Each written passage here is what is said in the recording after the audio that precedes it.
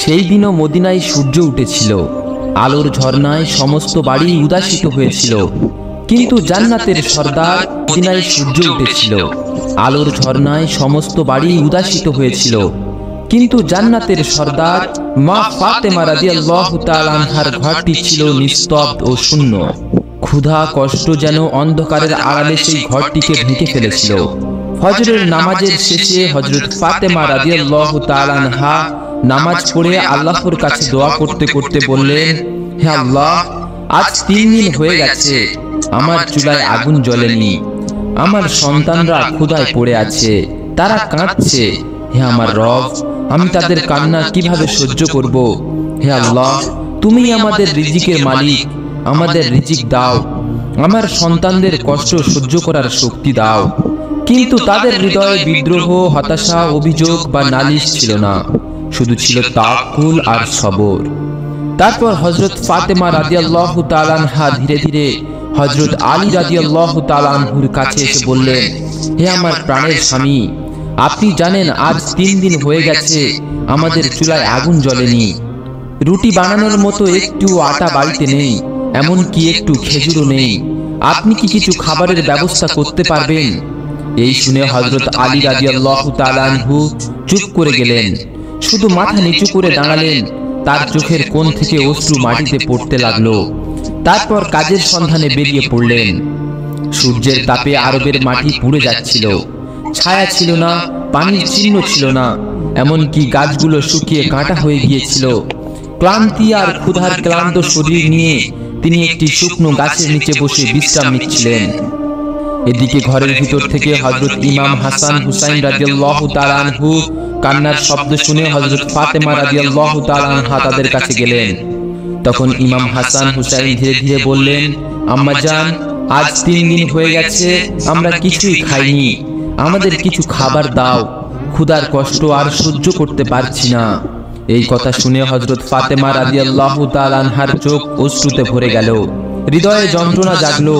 তবুও তিনি স্নেহময় হাসি দিয়ে সান্ত্বনা দিলেন, হে আমার বাচ্চা, একটু সবর করো, তোমাদের আব্বাজান খাবার খুঁজতে গেছেন, ইনশাআল্লাহ তিনি কিছু না কিছু নিয়ে আসবেন।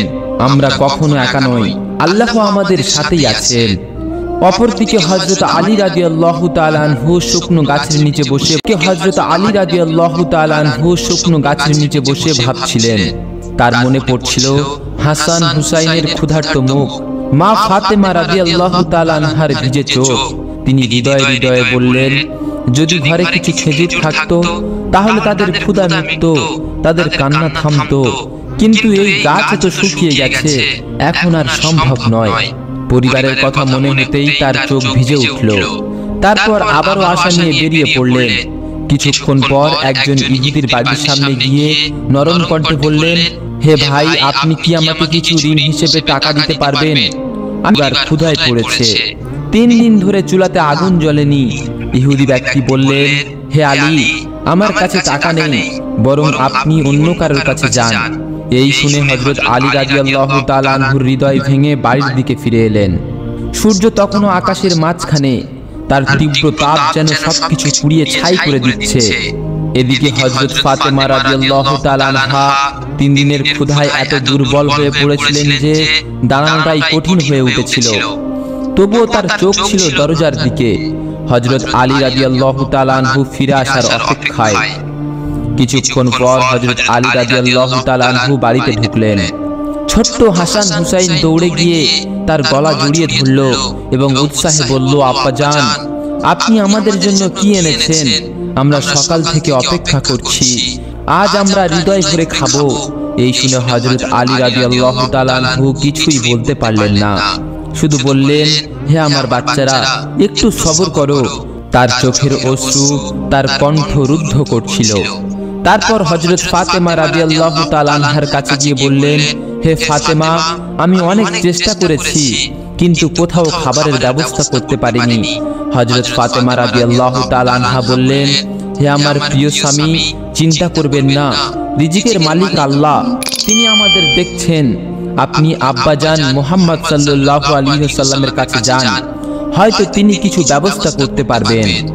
হযরত আলী রাদিয়াল্লাহু তাআলা আনহু দেরি না করে রাসূল সাল্লাল্লাহু আলাইহি ওয়াসাল্লামের কাছে রওনা হলেন। এদিকে হযরত ফাতেমা রাদিয়াল্লাহু তাআলা আনহা আবার অশ্রু ঝরাতে শুরু করলেন এবং কাঁদতে কাঁদতে আল্লাহর কাছে দোয়া করলেন, হে আল্লাহ, তুমি যদি ইচ্ছা করো তবে সব সম্ভব হবে। আমাদের এই ক্ষুধা দূর করতে তুমিই যথেষ্ট। আমার সন্তানদের ক্ষুধা মিটিয়ে দাও। তাদের বিলাপ এত যন্ত্রণাদায়ক, এত কষ্টকর যে আকাশ পর্যন্ত কেঁপে উঠল। এই দৃশ্য দেখে আকাশের ফেরেশতারাও কাঁদতে শুরু করলো। তারা আল্লাহর কাছে ফরিয়াদ করে বলল, হে আমাদের রব, আজ তোমার প্রিয় নবীর পরিবার ক্ষুধায় পড়েছে, তাদের সন্তানরা কাঁদছে, আমরা এই কান্না সহ্য করতে পারছি না। তখন আল্লাহ রাব্বুল আলামিন হযরত জিবরাইল আলাইহিস সালামকে আদেশ দিলেন, হে জিবরাইল, আমার প্রিয় রাসূলকে সুসংবাদ দাও, তার এই দুঃখ কয়েক মুহূর্তে। তাকে বলো, যেদিকে তিনি দৃষ্টি ফেরাবেন সেখান থেকেই রিজিক আসবে।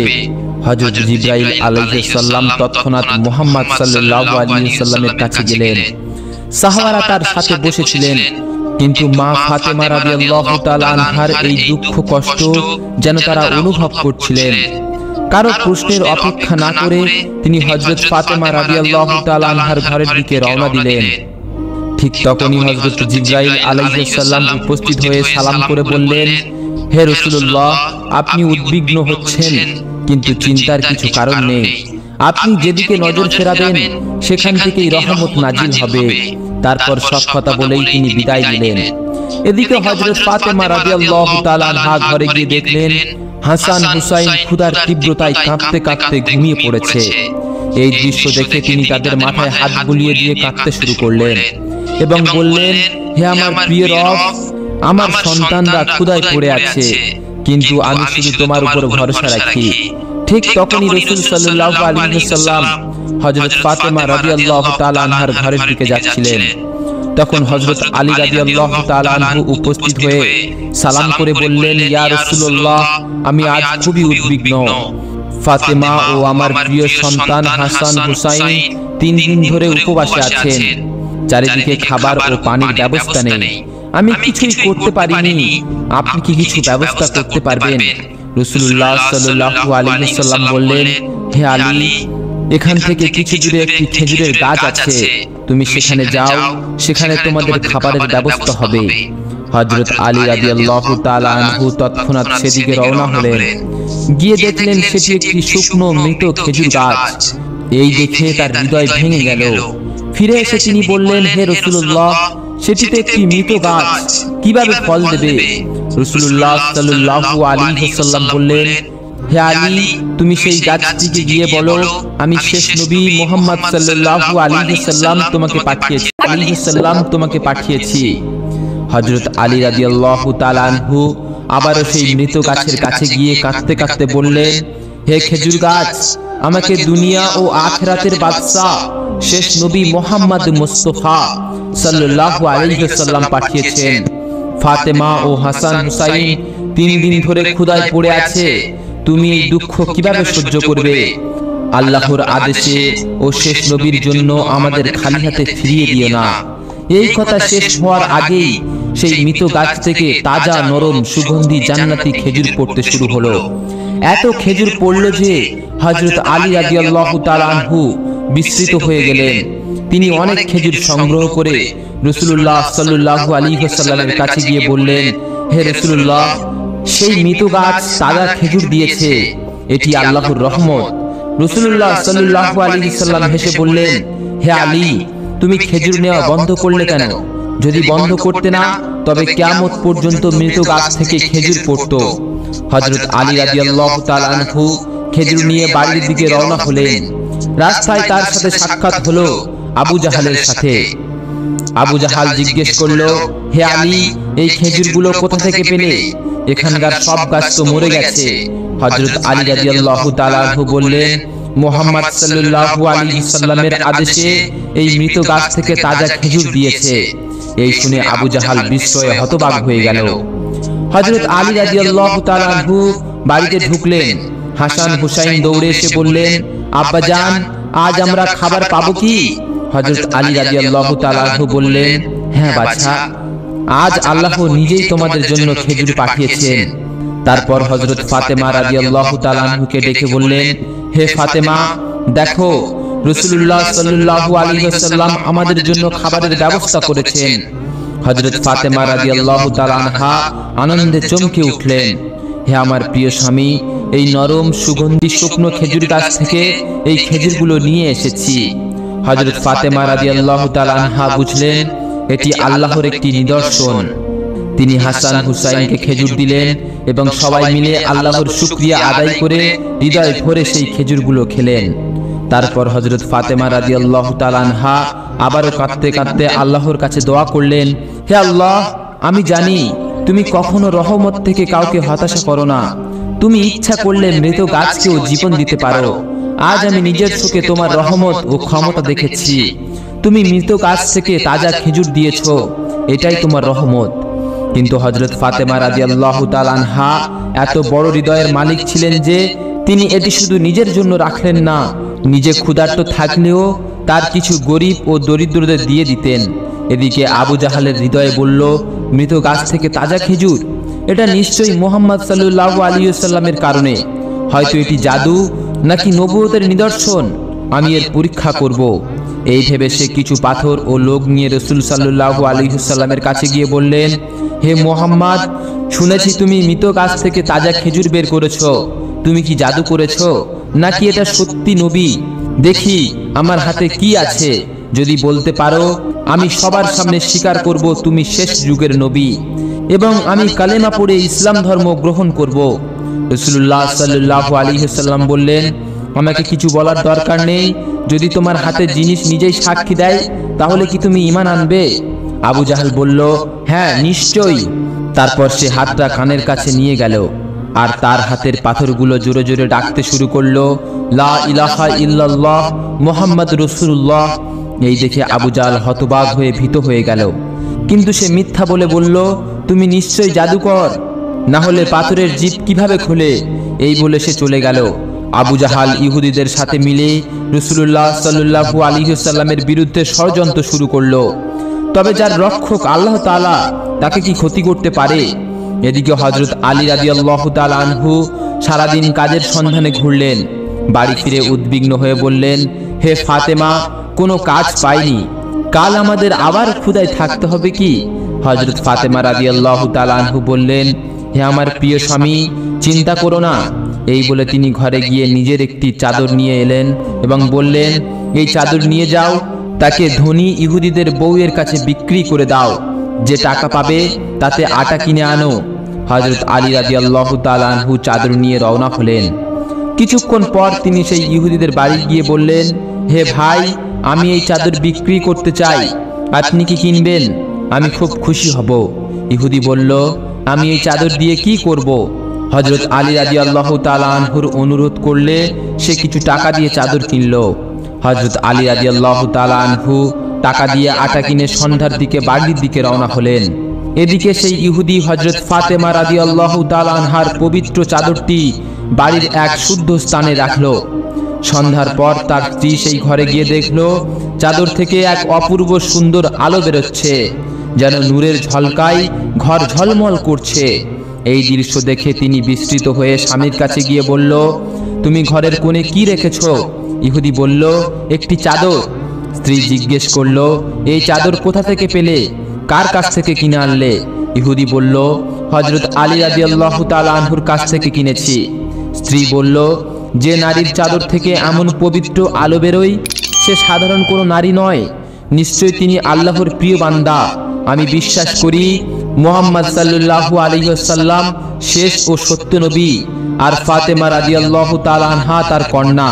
এই পবিত্র চাদর আমাদের মতো পাপীদের ঘরে থাকা উচিত, দ্রুত ফিরিয়ে দাও। ইহুদি নিজেই ঘরে গিয়ে দেখলো চাদর থেকে নুরানি নূর বের হচ্ছে। এই দৃশ্য তার হৃদয়ে ভয় জাগালো। সে স্ত্রীর কথা অগ্রাহ্য করতে পারল না এবং বলল, চলো আমরা হযরত আলী রাদিয়াল্লাহু তাআলা আনহুর বাড়িতে গিয়ে চাদর ফিরিয়ে দিই। দম্পতি হযরত আলী রাদিয়াল্লাহু তাআলা আনহুর বাড়ির দিকে রওনা হলো। সেখানে গিয়ে দেখলো হযরত ফাতেমা রাদিয়াল্লাহু তাআলা আনহা রুটি বানাচ্ছে। হযরত আলী রাদিয়াল্লাহু তাআলা আনহা, ইমাম হাসান হুসাইন তাদের কাছে বসে আছেন। হযরত আলী রাদিয়াল্লাহু তাআলা আনহু অবাক হয়ে বললেন, হে ভাই, হঠাৎ আপনারা আমার বাড়িতে এলেন? ইহুদি বললেন, হে আলী, আমাদের ক্ষমা করুন। তার স্ত্রী চাদরটি নিয়ে হযরত ফাতেমা রাদিয়াল্লাহু তাআলা আনহার কাছে গিয়ে বলল, হে নবীর কন্যা, জান্নাতের সর্দারিনী বিবি ফাতেমা রাদিয়াল্লাহু তাআলা আনহা, এই চাদর ফিরিয়ে নিন। এটা আমাদের মতো লোকের কাছে থাকার যোগ্য নয়। হযরত আলী রাদিয়াল্লাহু তাআলা আনহু বললেন, হে ভাই, আমি এই চাদরের টাকায় আটা কিনে খেয়ে ফেলেছি, এখন কিভাবে টাকা ফেরত দেব? ইহুদি বলল, হে আলী, চিন্তা করবেন না, আমার টাকা ফেরত দিতে হবে না। এই চাদর আমরা উপহার হিসেবে ফিরিয়ে দিচ্ছি। শুধু আমাদেরকে ক্ষমা করুন, আমরা ইসলাম গ্রহণ করতে চাই। পরের দিন হযরত আলী রাদিয়াল্লাহু তাআলা আনহু দম্পতিকে নিয়ে রাসূল সাল্লাল্লাহু আলাইহি সাল্লামের কাছে গেলেন। ইহুদি বললেন, হে আল্লাহর সত্য ও প্রিয় রাসূল, আমাদেরকে ক্ষমা করুন এবং আমাদের কালেমা পড়িয়ে ইসলামে প্রবেশ করান। রাসূলুল্লাহ সাল্লাল্লাহু আলাইহি ওয়াসাল্লাম তাদেরকে কলেমা পড়ালেন এবং তারা ঈমান আনলো। এই ঘটনা সর্বত্র ছড়িয়ে পড়ল। দূর দূরান্ত পর্যন্ত শোনা গেল যে শহরের ধনী ইহুদি মুহাম্মদ সাল্লাল্লাহু আলাইহি ওয়াসাল্লামের হাতে ইসলাম গ্রহণ করেছে। ইহুদি সম্প্রদায়ের নেতারা তার কাছে এসে বলল, এটা কি সত্যি যে তুমি মুহাম্মদ সাল্লাল্লাহু আলাইহি ওয়াসাল্লামের হাতে ইসলাম গ্রহণ করেছো? ইহুদি বলল, হ্যাঁ, এটি সম্পূর্ণ সত্যি। আমি তাদের আশীর্বাদ দেখে বিস্মিত হয়ে গেছি। আমার মনে হয়েছে ইসলাম সত্য ধর্ম, তাই আমি কালেমা পড়তে বাধ্য হয়েছি। এই শুনে নেতা চুপ করে মাথা নিচু করে গেল। এদিকে হযরত আনাস রাদিয়াল্লাহু তাআলা আনহু মুহাম্মদ সাল্লাল্লাহু আলাইহি ওয়াসাল্লামের কাছে গিয়ে বললেন, হে রাসূলুল্লাহ, শুনেছি অনেক ইহুদি ইসলাম গ্রহণ করেছে, তাদের জন্য খাবারের ব্যবস্থা করতে হবে, কিন্তু আমার কাছে যে খাবার আছে তা কয়েকজনের জন্য যথেষ্ট। এত বড় পরিমাণ খাবার আমি কোথায় থেকে আনবো? রাসূলুল্লাহ সাল্লাল্লাহু আলাইহি ওয়াসাল্লাম বললেন, তুমি আজ ফাতেমা রাদিয়াল্লাহু তাআলা আনহার কাছে যাও, তাকে নিয়ে আসো। তোমার কাছে যে অল্প খাবার আছে, আল্লাহ তাআলা তার বরকত দিয়ে সবার জন্য যথেষ্ট করে দেবেন। একটি অন্য দেশ থেকে প্রায় 100 জন ইহুদি ইসলাম গ্রহণের উদ্দেশ্যে রওনা হয়েছিল। দীর্ঘ পথ পার করে তারা শেষে রাসূলুল্লাহ সাল্লাল্লাহু আলাইহি ওয়াসাল্লামের কাছে উপস্থিত হলো। রাসূলুল্লাহ সাল্লাল্লাহু আলাইহি ওয়াসাল্লাম তাদের কালেমা পড়ালেন এবং ইসলামে প্রবেশ করালেন।